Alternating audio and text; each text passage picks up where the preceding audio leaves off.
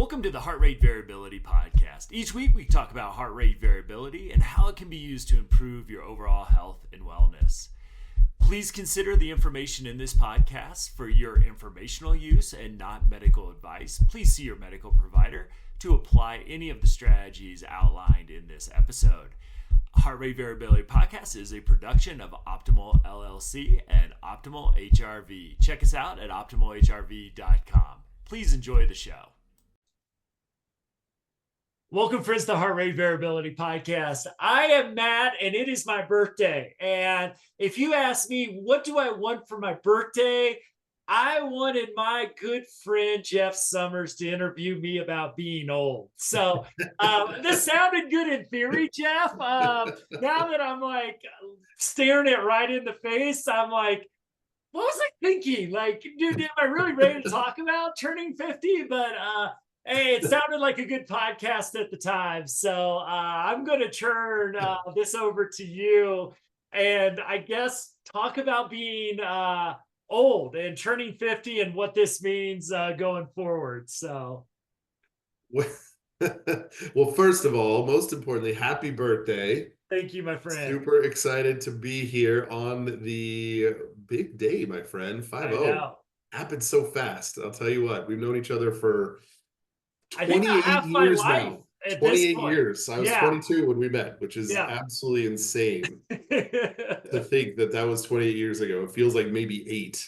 And the paid version of the podcast, which doesn't exist, will tell you all the stories of Jeff and Matt in their 20s. But that is not for the free version of the show. That's Oh, that's right. And then you started making better decisions than me. And you're at 50. I think you're maybe like a third of the way there, based on how well you take care of yourself, which is pretty impressive.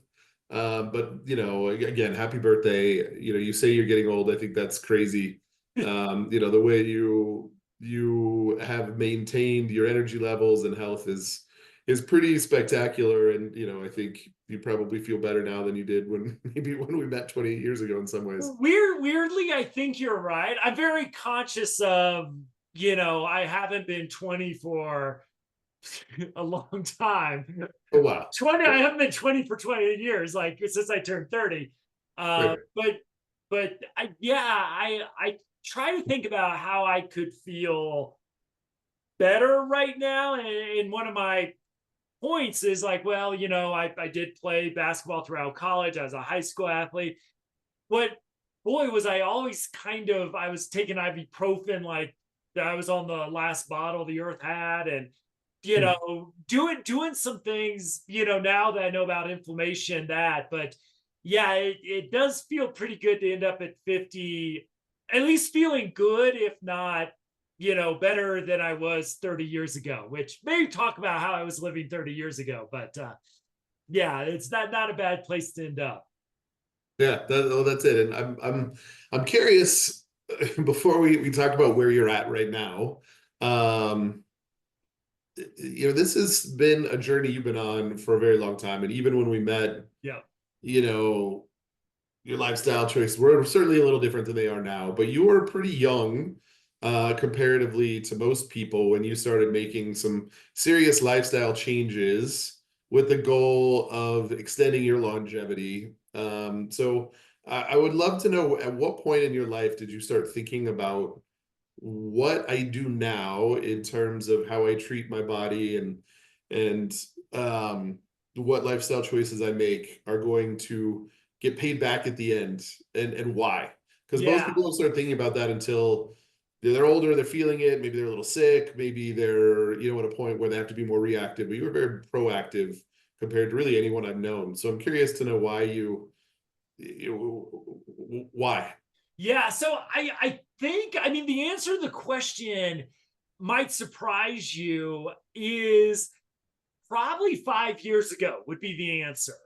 Now, I also got lucky along the way because, you know, as you said, I've been living a progressively healthier life since we met. I think I was still, I was probably, when we met, I was just getting out of my ramen and Chef Boyardee spaghetti and meatball stage, and probably just going the route of being a vegetarian around the time we became good friends. And so, and I say I was fortunate is because I was really paying attention, maybe not to what 50 would look like, because honestly, at 20, I don't think I could have thought that far. The math was scary. Like, wow, Sure. Yeah. 2025? Like, are we ever really going to get there? No way. Like, I was You were still thinking in. 30 was old, let alone 50. Exactly. And so, like, I was like, but as I started to look at, okay, I do want to be healthier. I want to live in a healthy way for the planet, for myself, and kind of take responsibility for living more aligned with my values. That naturally led to life choices that were different realms of difficult at the time. But I was, I made that to eat healthier, and then, eventually go totally plant based. But it was more of how do I live healthy? When I went plant based, I was probably about 35, 36. It was like, how do I be healthier now? So it was this constant thing about looking at, okay, I do value my health and wellness. How do my current behaviors contribute or take away from that goal? And that's been this progressive journey that I've been on. And why I'm happy to say there was never one thing. I always say if somebody tells you it was one thing they did, you should probably run as fast as you can the opposite direction.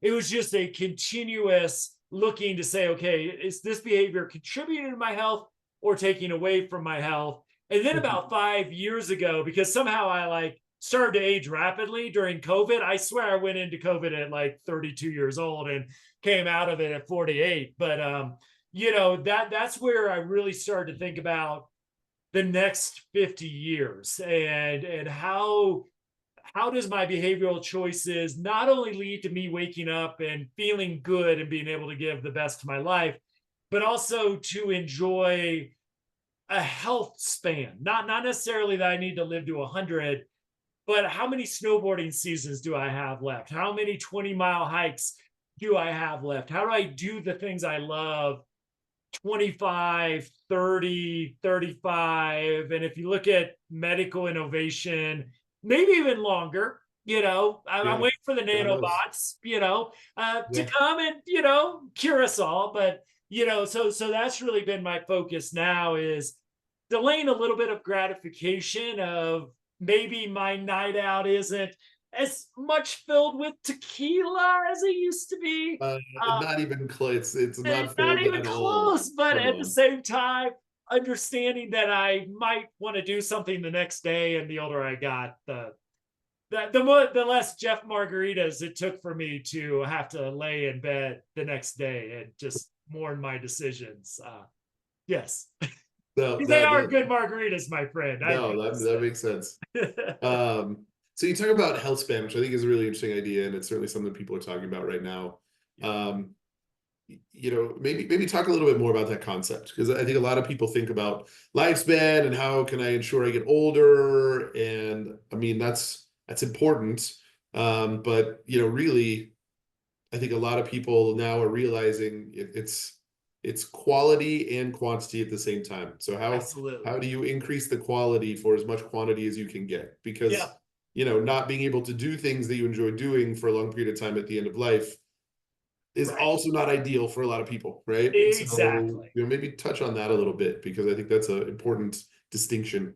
Yeah, for me in my real reflection on this as I was staring 50 in the face and am now here was really, the realization, and I love snowboarding. Like it's, if you can imagine 6'7" going down the mountain, probably too quick at times on a glorified piece of cardboard.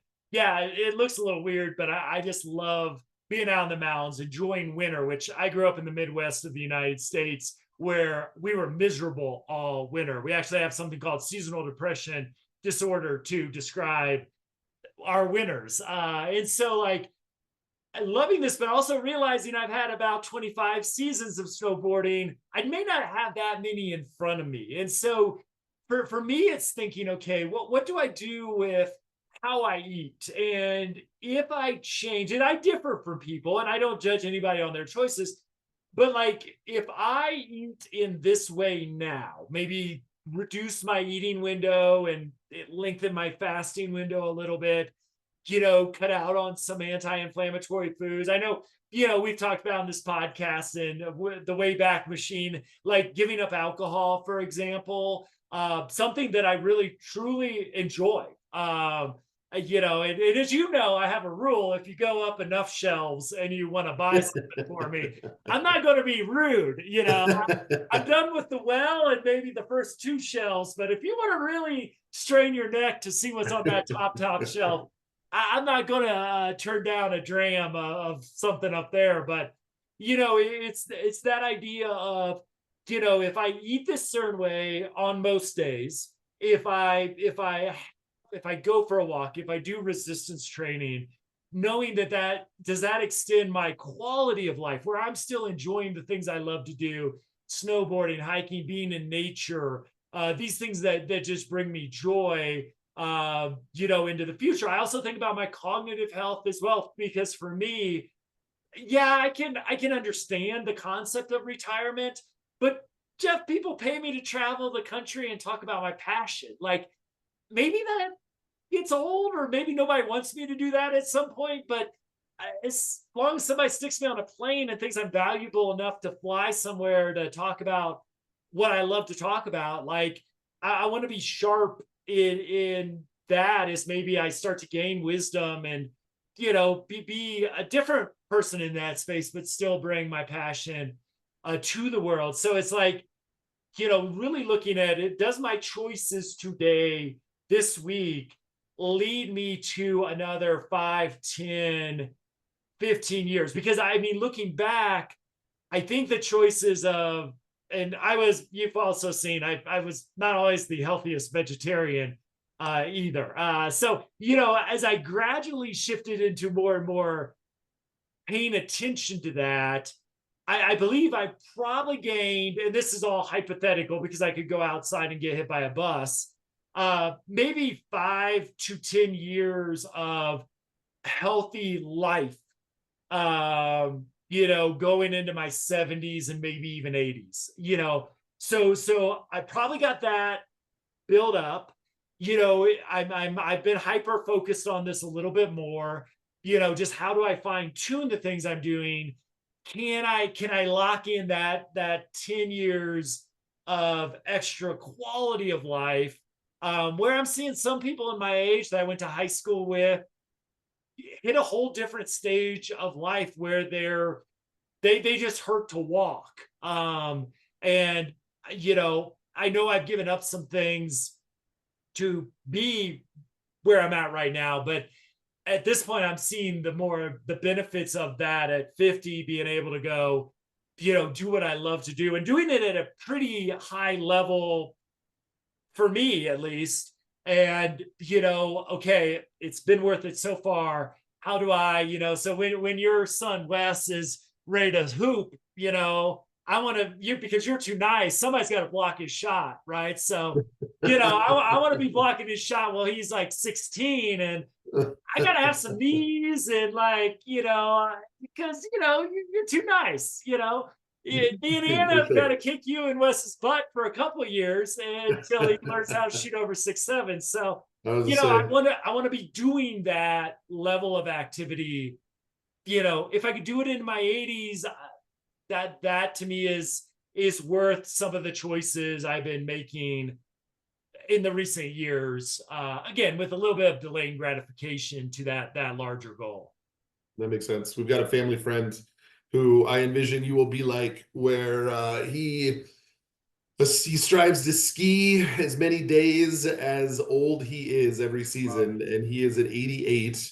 And last season he skied 87 days. So that is awesome. Yeah, but that's what is potentially out there. And I think for our younger listeners, don't like freak out that you have to be perfect on this, but just think about, what certain behaviors, like, for example, I gave up jogging probably 7 or 8 years ago for extended hiking and walking. And I think my knees are thanking me. And I'm probably healthier now because I do that every day, or at least every day that the weather permits and I have the time to do it. And so, like, just kind of thinking about some of those activities that, really are going to support to be 88 and out there. I always like to get to the ski lift early, and there's this group of about 10 to 12 older gentlemen. There's a lady in there occasionally, but they're there every day. They beat me to the lift, and they're retired 70s, maybe 80s, just hanging out, talking, drinking coffee.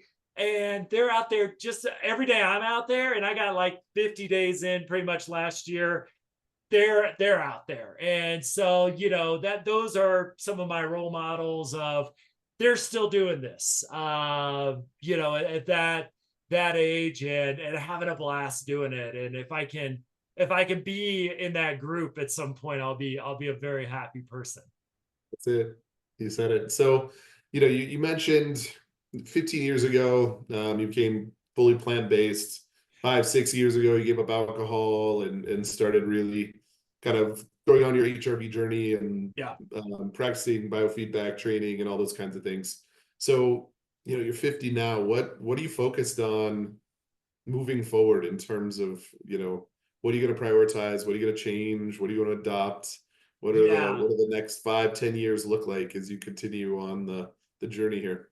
Well, one is to keep my HRV steady. Now that I've been measuring it in one way or the other for about 6 or 7 years, I've hit that point where, well, a fun thing is happening right now is that my population norm is dropping. So I'm looking better right now, but it gives me that great metrics. And I think what really has kicked it into gear for me, Jeff, is waking up every morning and having to confront the consequences of my behavior. I think, like, that's where the alcohol became more of just like, even if I had like 2 or 3 IPAs, and we live in Colorado, so why have an IPA when you can have a double IPA, or, for God forbid, if they have a triple IPA, which I don't even know why those are legal, but they taste so good. Like, you have 3 of those, and I wake up like at 70%, which is okay, but at the same time,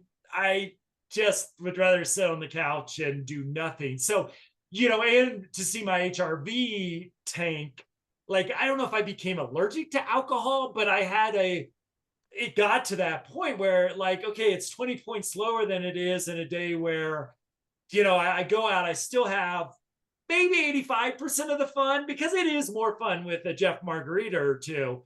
But the decrease the next day, like, I live in Colorado. Like, I'm either in Golden, which has amazing hiking, or I'm up in Keystone hiking, snowboarding. Like, I got things to do the next day, which really bring joy into my life. So can I give up one behavior and really not see the hit to my nervous system and get most of the enjoyment that I got before I stopped drinking, and I have a great day the next day, do whatever I want to do the next day. And that's been the real change, like, just dropping more and more. Like, I'm not allergic, I'm not sensitive to gluten. I think gluten can be consumed, and I will have bread from time to time, but maybe I don't like go pick up a loaf from Panera on the way home from pickleball on a Saturday, because maybe one dude doesn't need to eat a whole loaf of bread, even if I burned the calories. So just like cutting out some of that and eating a salad instead of a sandwich for lunch. I was eating a healthy sandwich, but even that little shift, I'm not missing anything. I'm just taking some things that were probably a little minus, taking them out and just replacing those with something of that. Also, just seeing food as nutrients until it becomes enjoyable. Like, that's where I think, where I don't have to make a delicious, robust meal every day of the week. Like I can eat for health 5 days out of the week.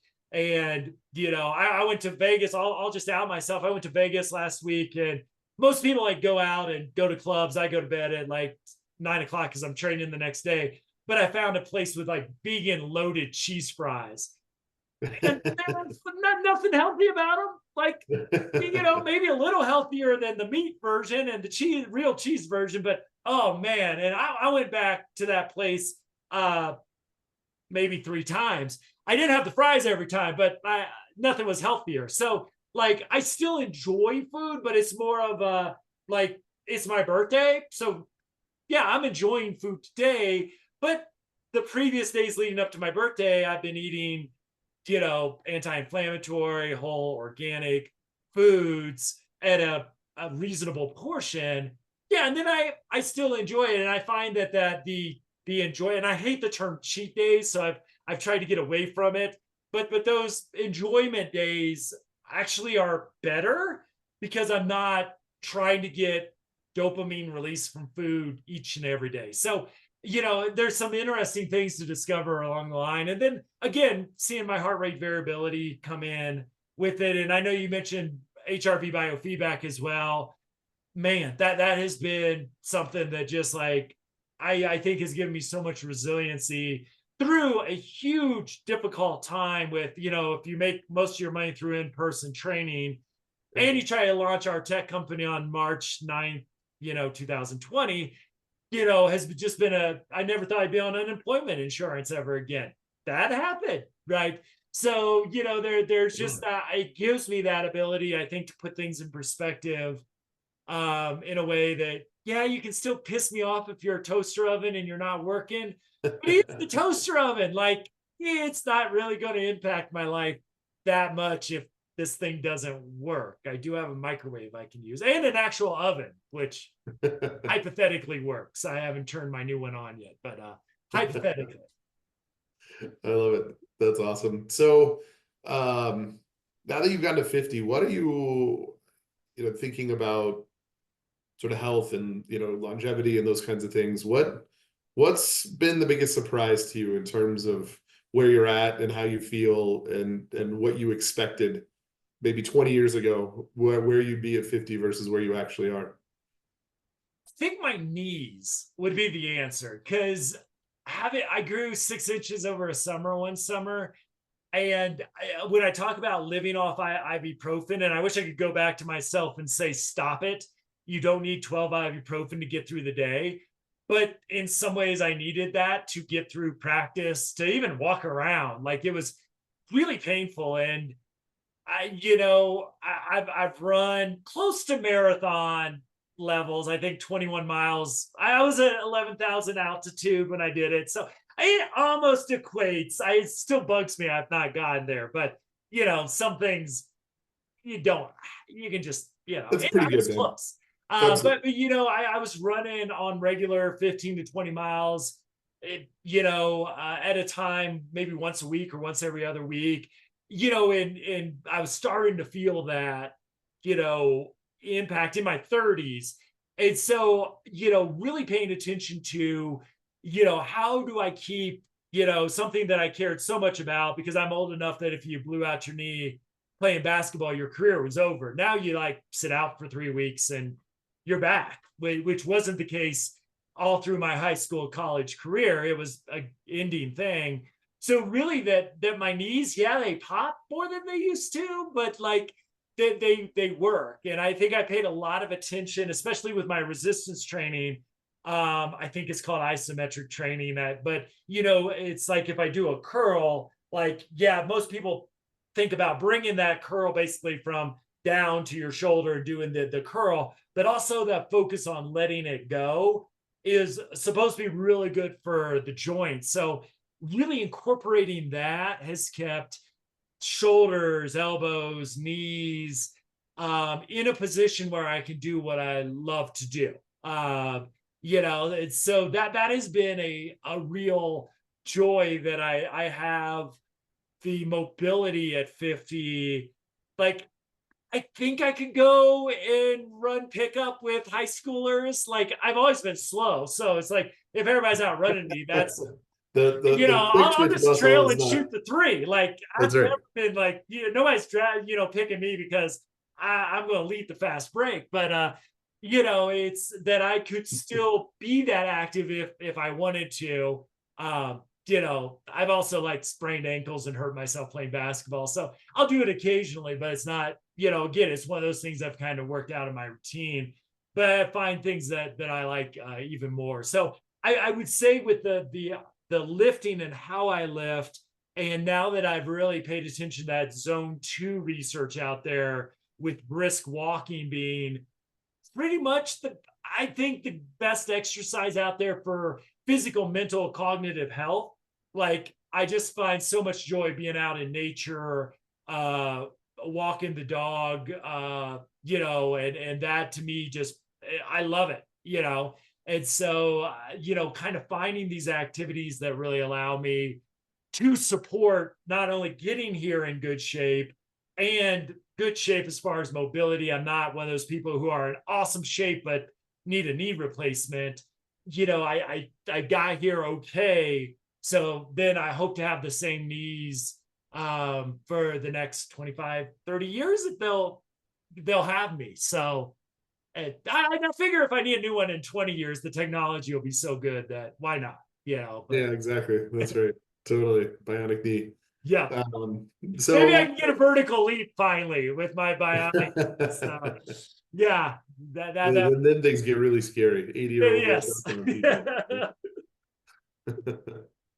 So you touched on this a little bit earlier, but for the folks that are maybe still in their 20s, early 30s that might be listening, what kind of advice would you give them just based on the knowledge that you've gained over the last 20 years as this has become more and more focus for you? Yeah, I would, if I could give two pieces of advice here. One is think about your values. This is one, and I kind of joke, I was really resistant to doing this. I thought it was kind of, yeah, it's just woo woo. Like I don't no, I got better things to do. And then some of the authors I really respect said it, so I wrote them down. And that's where whether it's nonviolence or my trying to be environmentally responsible, or health and wellness as somebody who's been in the mental health and now physical health space, like those values. And every time I do my morning resonance frequency breathing, mindfulness, I remind myself of those values. And that activity that I did in my 20s started to change my behavioral gradually over time. And that was such a huge game changer and has been since for me. And then I would encourage those who are in their 20s or 30s, you'll probably get here too. Like I always thought, like, that athlete mentality that, sacrifice everything for the next game or to get to practice or to get to the gym today and don't worry about, tomorrow, much less a year from now, much less 10 years from now. And if you're at that point where you're maybe not getting paid to play athletics and it's not your job, just think about like what is going to support the life you want to live into your 40s, 50s, 60s, and beyond. And I think that focus and then bringing the research on there that, I'm probably healthier than I've ever been by doing zone 2 activities and a little resistance training. And then I can go for a 22-mile hike if I want to. I can go do the bumps and trees, snowboarding, because I've kind of saved it up to do that. So I'm in enough shape to do some of the more strenuous stuff I love to do.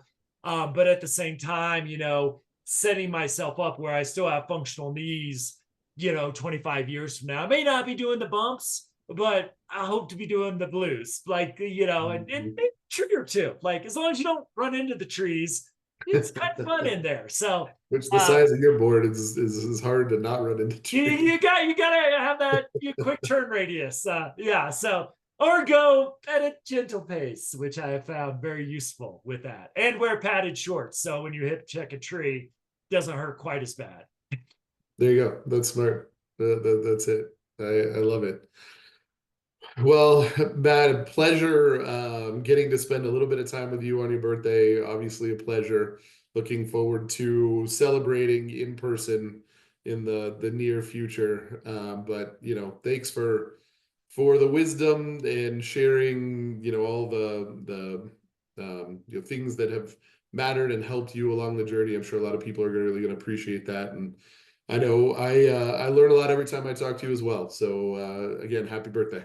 Well, my friend, I appreciate you taking more than half of my life's journey with me. That is a Sure. crazy thing to say, that I'm 50 and we've been friends for that long, but it's just been one of the joys of my life to be a part of your life, your professional journey, finding that connection between the two of us with optimal HRV, and then watching you become an amazing father and husband. I was a little older than you when we first became friends. Like, I was the old 26-year-old guy in the group. You were all like fresh out of college, but you tolerated me. I hope I got some rebounds for our basketball teams back in the day. You hit So a bunch of threes. yeah, You're I'm just pulling fitting the my ball. weight, but yeah, that just has been such a joy to watch. For those that are like, kind of freak out about getting old, there's something amazing about looking back. There is something really cool about getting to a place where I can reflect back on our almost 30 years of friendship together. Like that is really cool. Being go celebrate my 25th year of being in Denver, Colorado this year, and what, like, moving out here and what that's meant to me in my life and all that. So it's not all bad. I think if you take care of your mind, your body, and spend, 20 minutes a day practicing mindfulness biofeedback, think about, like, 5 out of 7 days, how can you eat to support the life you want to live? And then, maybe you don't give up alcohol, but maybe, you got your friend Jeff, who's got a few good tequila bottles you enjoy every once in a while. Maybe you buy some for his birthday in hopes that he'll share them with you. And But of course I you do. just you can get, like, live happy, because that's so key. Live social. But again, those little tweaks of maybe how you eat on a Tuesday, you just kind of get hardcore on a Tuesday, Wednesday, and Thursday. Have fun Friday, Saturday, Sunday. Like, just those little things. I think I'm living proof that those can make a difference moving forward. So yeah, I That's it. appreciate you, my friend. Thank you for Vice versa. this birthday gift. And as always, you can find show notes, everything else, at optimalhrv.com. And as always, we'll see you next week. Thanks, Jeff. Thanks, everybody. Thanks, Matt. Happy birthday. Thank you.